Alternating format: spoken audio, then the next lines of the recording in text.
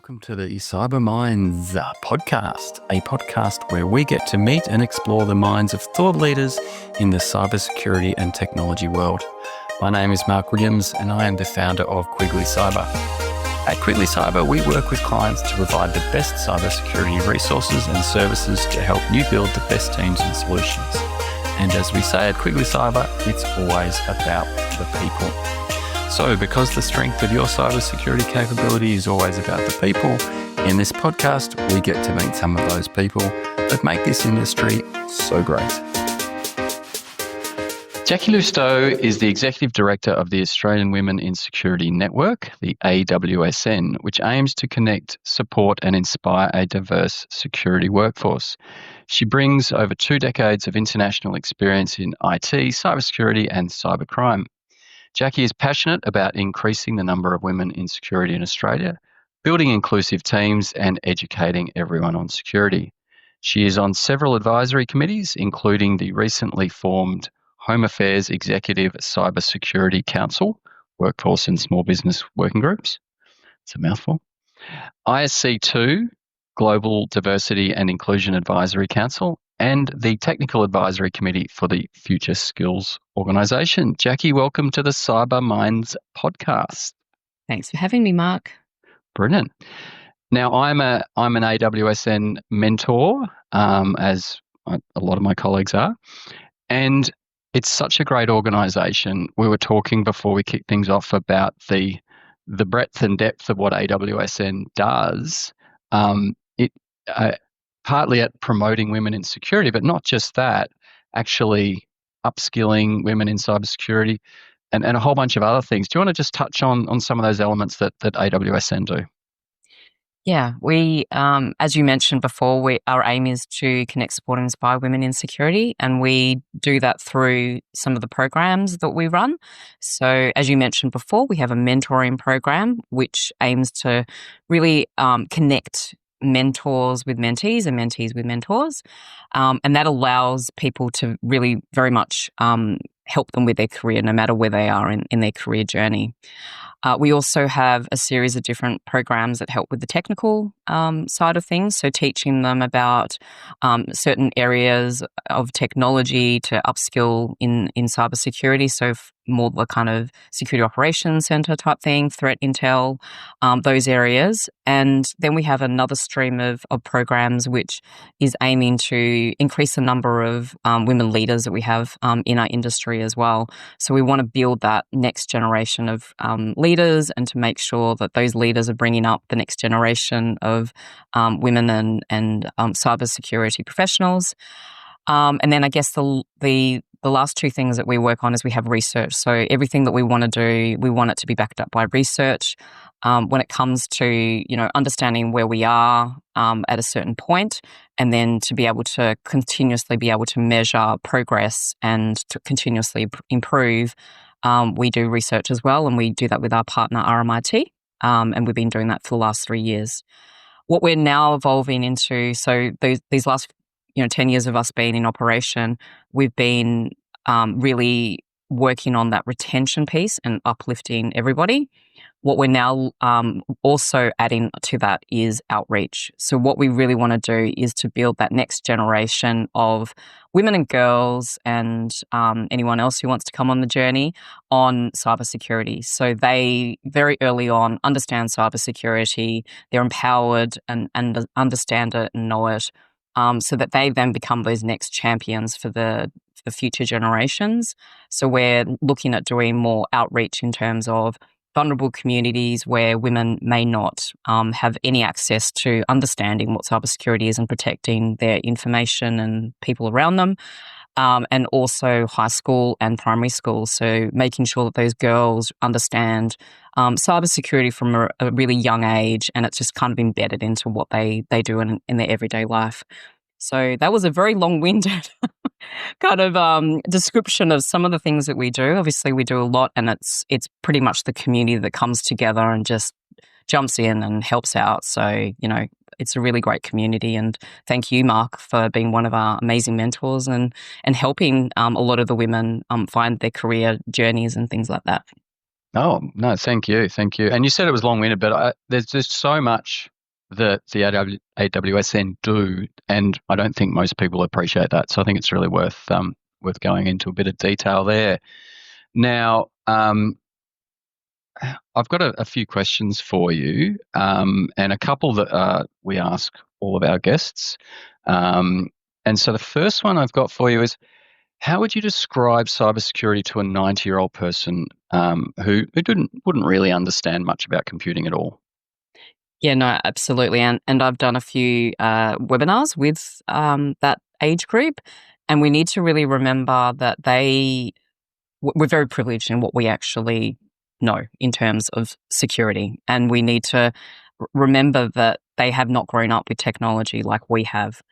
So often when I do these sessions, I always bring it back to what they know. So often I use the analogy of, protecting your home. So like you protect your home and you have a key and you have lots of precious things inside your house.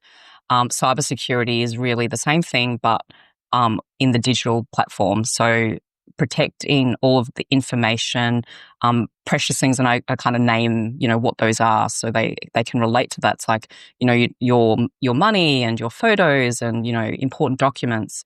Cybersecurity is really about protecting those things that are super important to you, so that the bad guys don't come and steal it or rob you digitally. Yep. Okay, fantastic. And then the other extreme, and I like looking at extremes in a lot of cases, because when you find the extremes, you can kind of then look at the middle ground and do your analysis around that. So how would you describe cybersecurity to a 9-year-old person who's obviously, I call them a digital native?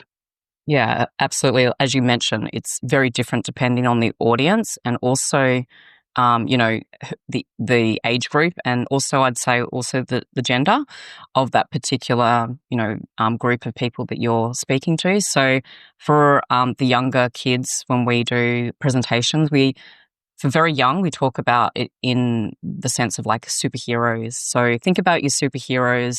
They're the people that are out there saving the day, protecting and making sure that your games aren't being hacked or your photos aren't being stolen. And I also relate it to the house, because they also understand that concept of, in the door, when you're walking inside your house, you have the keys, etc.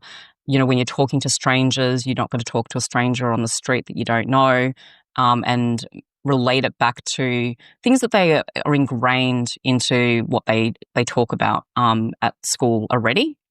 When it comes to, I guess, boys, we talk a bit about, like you protecting them with a shield type thing, like a bit night like. And then for girls, we try to relate it back to things like, just like Taylor Swift, you want to protect her so she doesn't get her photos hacked again. Things like that, because I think that it needs to be something that's relatable to those kids.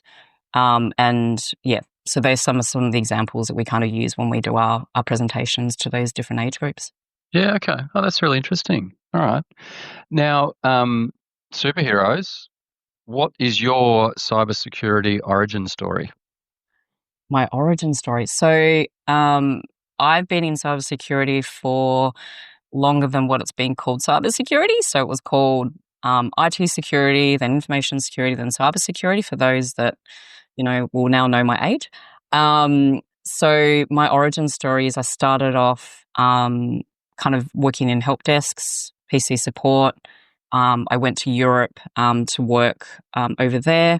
And while I was actually on a help desk over there, they had a accelerator program that they were putting through some engineers across the world. So they brought them all together. And because I was always jumping at any opportunity, really, I put my hand up, and they sent us to Houston to learn about networks and cybersecurity. And at the end of the 6 weeks of doing so many certifications and lots of learning, they asked us at the end, hey, what would you like to do? And I wasn't super keen on networking, to be honest. So I said, whatever the other thing is. So that's how I got into cybersecurity. And I got to work on some really great projects over in Europe. So I was there for 14 years. I was very fortunate to have some really great mentors and champions for me over there. And I guess the things that I learnt from having that program offered to myself as an incredible opportunity, even though it was very tough. I think that really helped me then, love security and just the opportunities I got to work on. Like, I got to work on such great projects. As you can imagine, in security, every single project was very different. And that's when I just found my love of cybersecurity, because I realized that I can help and make a difference in so many different organizations and different types of organizations, which I really loved. Yeah, and you do really make a difference. And I was having a look through your LinkedIn profile, and I saw that you were a speaker at the 2007 Annual Global Information Security Forum in Washington on data protection, data correlation, and data crime across borders. So 2007, that is forever ago in the world of technology, and even more so in the world of cybersecurity. Has the world of security evolved in a way that you might have thought back then in 2007? Love this question. So it's actually a pretty funny story that I've never shared before on that particular conference. Goody. If you'd like that. Um, so the organization that I was working for, sorry, I am going to have a bit of a long-winded talk about this. That's and all then right. I'll answer your question, because Yeah. I think it's quite a funny one. Is that I was working for an organization, and they were incredibly supportive of anything I wanted to do. So whatever project, whatever I wanted to do, which was really great. I had met my then husband recently, and so I was looking at every training, every conference that was in America, because he was moving to America for a year. And this one came up, and I went, you know what? I'm going to try and apply for this talk. And I got it, which was amazing. But that was the very first time I'd ever spoken on a stage, and I was terrified. So my company was really great. They supported me in terms of, giving me public speaking training. My CEO came to America to watch me, which was terrible, because I stood there and I read from my notes the whole time. I spent 6 months writing the presentation, and it was a really great presentation. And so if I reflect back on what I presented then and where we are now, it's interesting. Some of the things that I spoke about were about tipping points. So that was what my talk was about. So have we hit a tipping point when it comes to cybercrime? Well, I called it data crime then, because it wasn't actually a word. Cyber wasn't a word, so I called it data crime. And how in New York, there was a moment when there was so much crime that what they had to do was put really extreme measures, because they got to a tipping point, to then bring down the crime in that in New York. So what I then compared to was, have we hit that point? Because there was so much crime, and not many people were talking about it. But then it was about how international borders, there was just no coordination in terms of bringing down crime gangs. So I talked a little bit about that. I talked also about some of the, the I Love You virus, which, not many people know about that. And also about ransomware, this concept of ransomware, which was completely new. Obviously, everyone now hears about ransomware all the time, but I talked about this concept of ransomware and how scary it's going to be if that actually becomes a huge thing in the world. And just the look of shock when everyone heard about ransomware in the room was like, this is crazy. We hope this won't happen.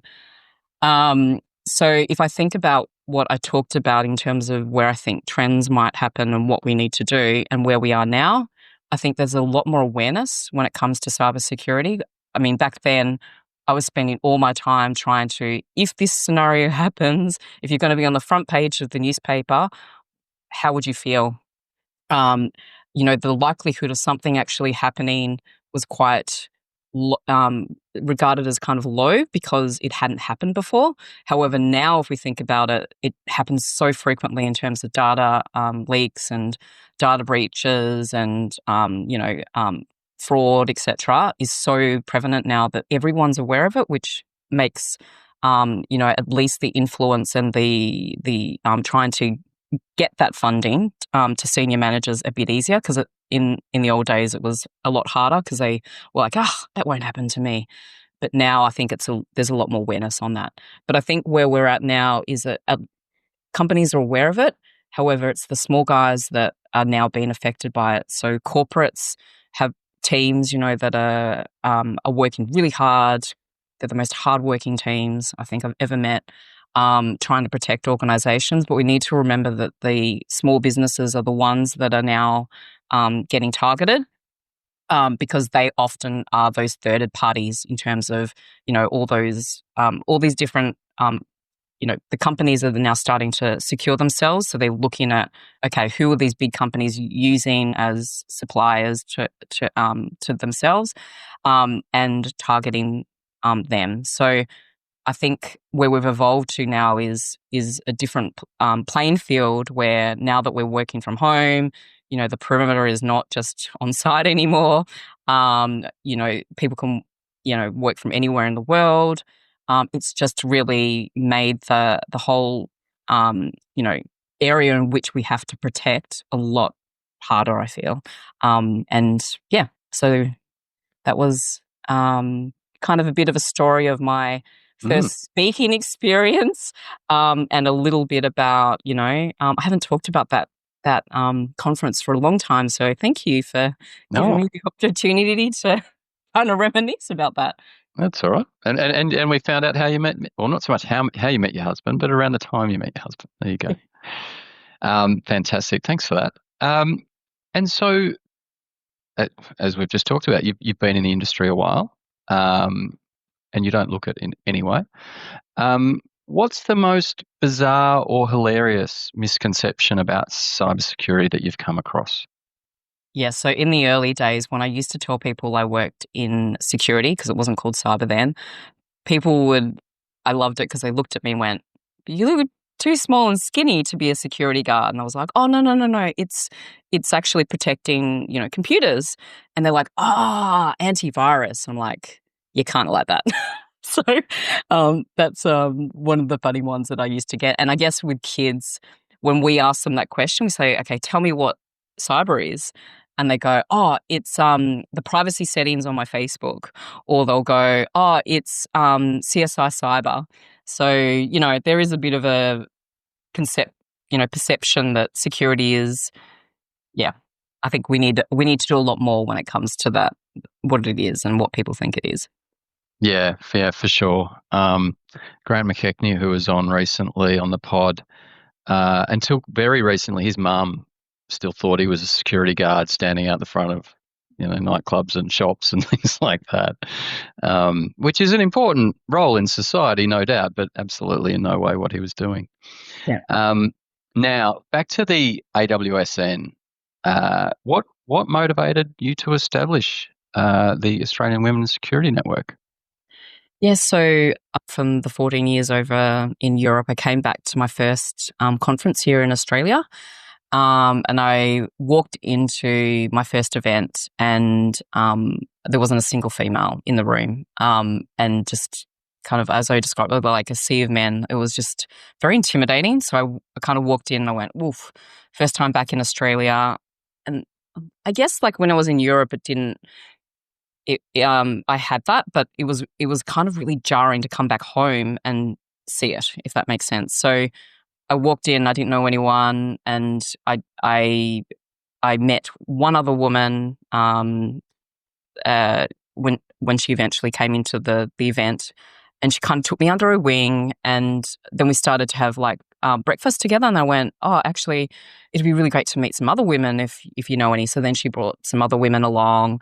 And then we just met up just before conferences, because that was when it's the most intimidating. When you're going into a conference or something that you don't want to walk in alone because you kind of look different and it's quite intimidating. So we then started like meeting for breakfast before conferences, and then we decided, okay, well, let's start a LinkedIn group. So I started a LinkedIn group, and then that started to.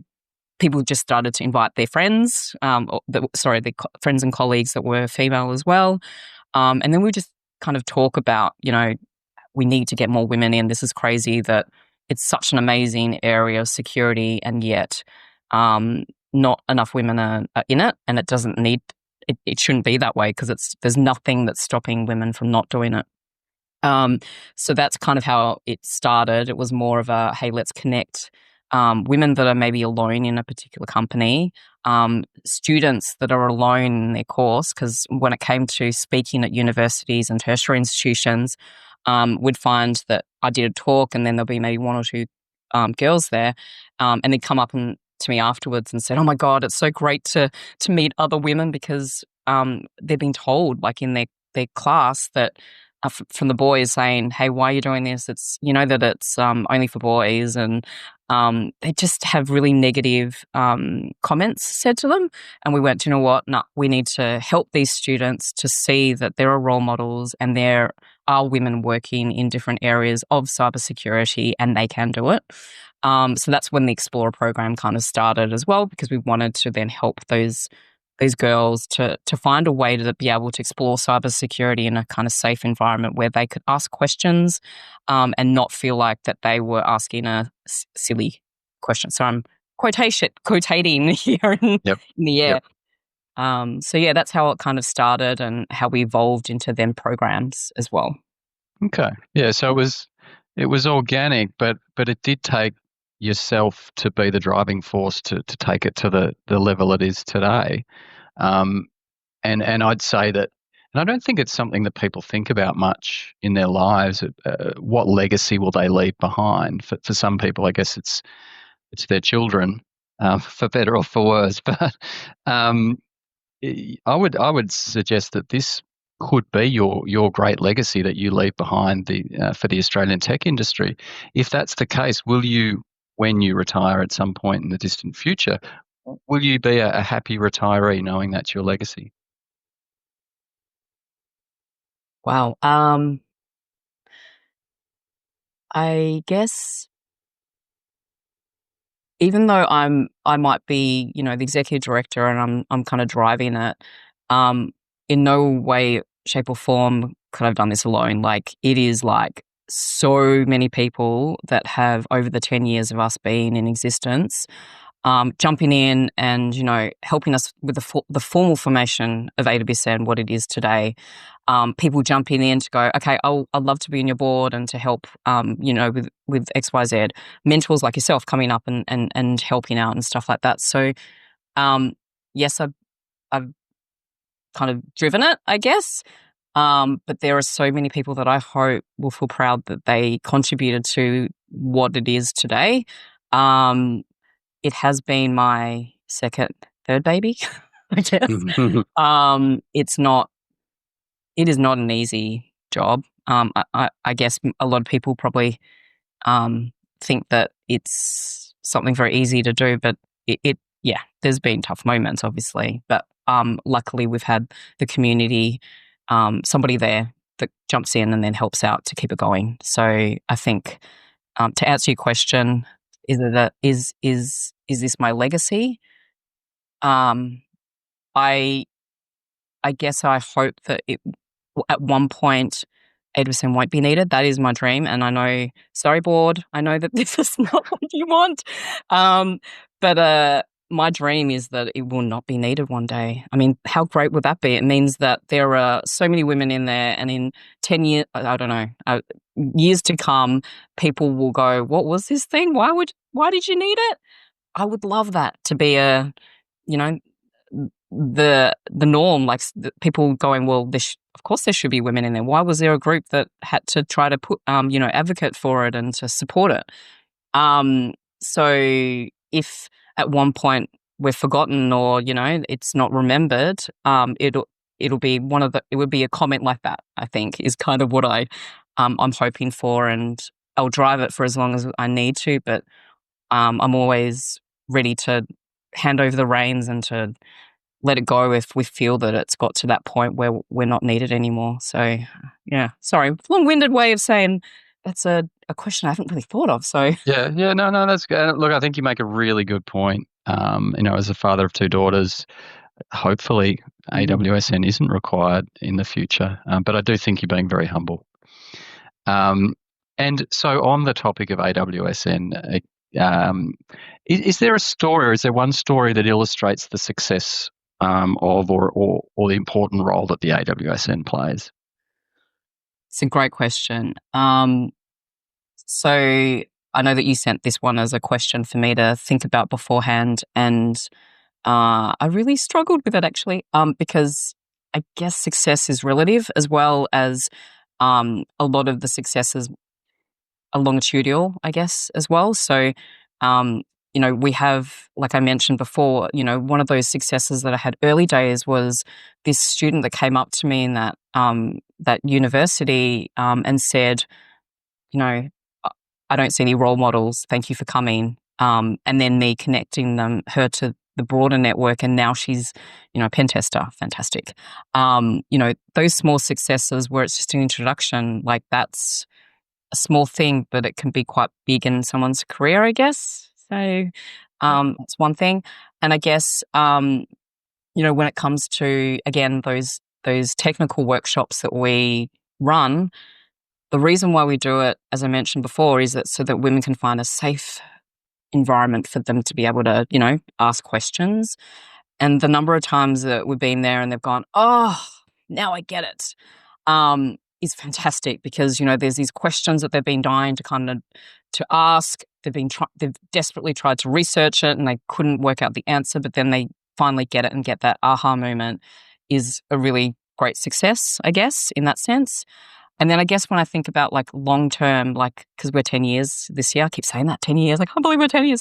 10 years, people coming up, I haven't seen them for maybe a few years. They come up and they go, "Oh my gosh, I haven't seen you for 10 years." But, and I had this person come up the other day and they went, "Since we've been connected, now, you connected me to this person. I got a job, and now I'm presenting at conferences, and now I'm also being offered to facilitate or MC at like an event now." Or women that say, okay, they come to us now, which is really amazing. I'm really touched by this, where we helped early days and now they want to send and to be sponsors or to become mentors or to become volunteers for us, which I really love that cycle of we help. Let's kind of a bit of a pay it forward a little bit, I guess. Which is why I love this community. And I know that a lot of people, they'll come and go and they go, "I'm so sorry, I haven't been involved with AWSN for ages." And I go, "I get it. We're the family that you come to when there is a new change in your career or life and you need us. Come and go as you need, and you know that we're here to help you for whatever you need as the next challenge. And if they don't need us, great. It means that they're thriving and they're doing well. And when they come to us, we're here to kind of bring them back up again, I guess, and to try to help them to the next stage." So, sorry, there is no one story because there's so No, many. that's fine. Yeah. Yeah, well, you've had such a big impact, and 10 years. I mean, yeah, as you alluded to, it's such a long time. And so we've talked about AWSN's role in industry. How do you think industry itself could do more to support the development of capability within cybersecurity? Not just women, but you're obviously very well placed based on your knowledge of how it affects women, but it would affect others as well. Absolutely. I think that more emphasis needs to be, you'll see when it comes to cybersecurity courses, it's all about, learn about this technology, learn about these technical skills, and a lot of the focus is on that. And I'm not denying that you shouldn't learn about technology and IT, because that's super fundamental to cybersecurity.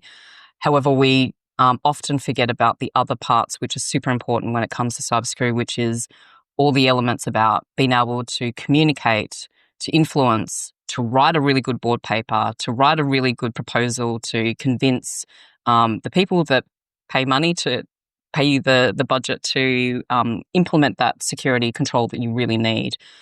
Being able to critically think about things, to analyze what's happening in the bigger picture, how to bring things together. So I feel that some of those skills are less emphasized when it comes to programs. And that's why we try to have a bit of a balance where people learn about, presenting. Super important to be able to do a good presentation so you can convince the board that they need to invest in certain things, or to be able to inform them, hey, this is an incident that happened, but these are the things X, Y, Z that's going to happen. And equally, being able to write well.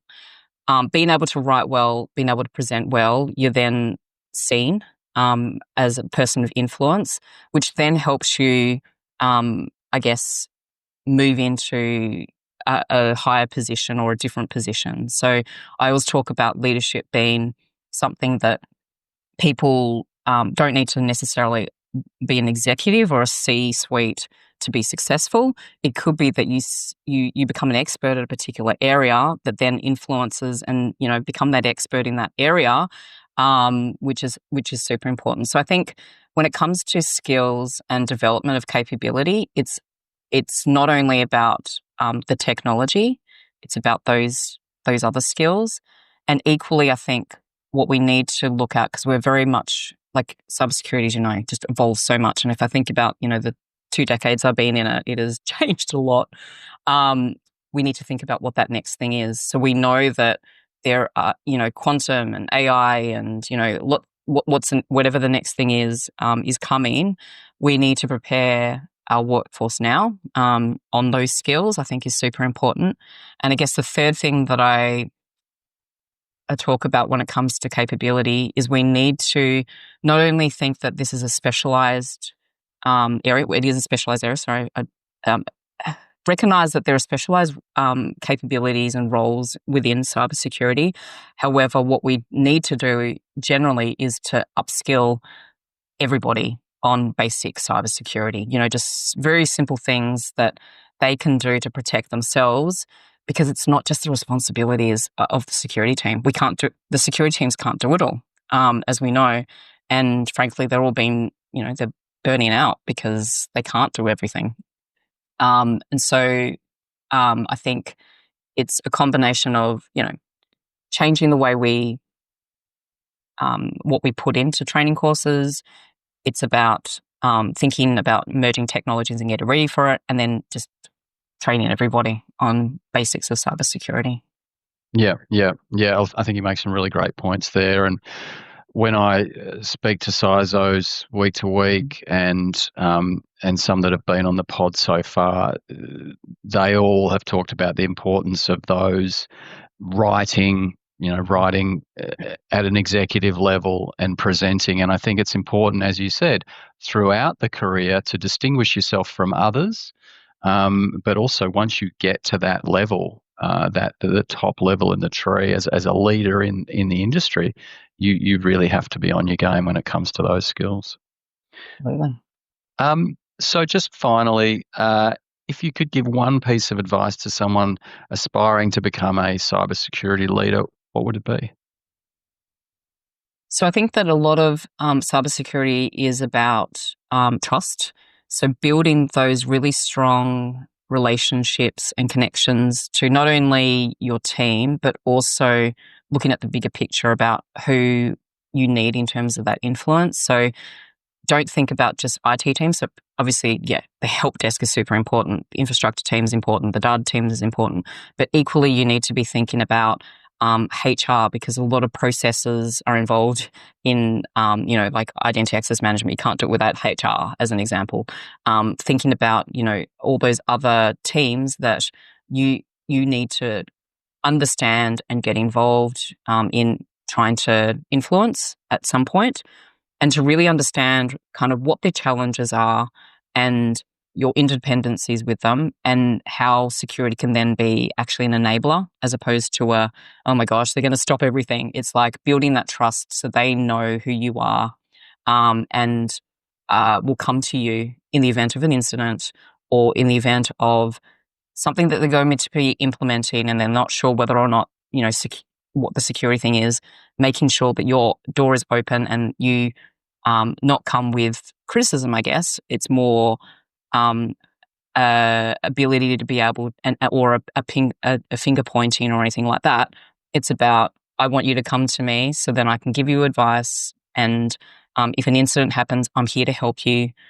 So we change that dialogue, so then we open those doors so that it's a team sport. As many people have said, it really is a team sport. And I think that leaders and future leaders need to start making those connections early on, because when then you move into that role, you've already got the backing of some people that you really need as part of that, being that leader. Yeah, fantastic. It's a team sport. I like it. It is. Yeah. Jacqui, it's been a real pleasure to have you on the Cyber Mindsz podcast. Thank you so much. And I look forward to continuing our relationship and witnessing the continued growth of the AWSN until it is no longer required. Thank you so much, Mark, for having me. Brilliant. Thanks, Jacqui. Thanks.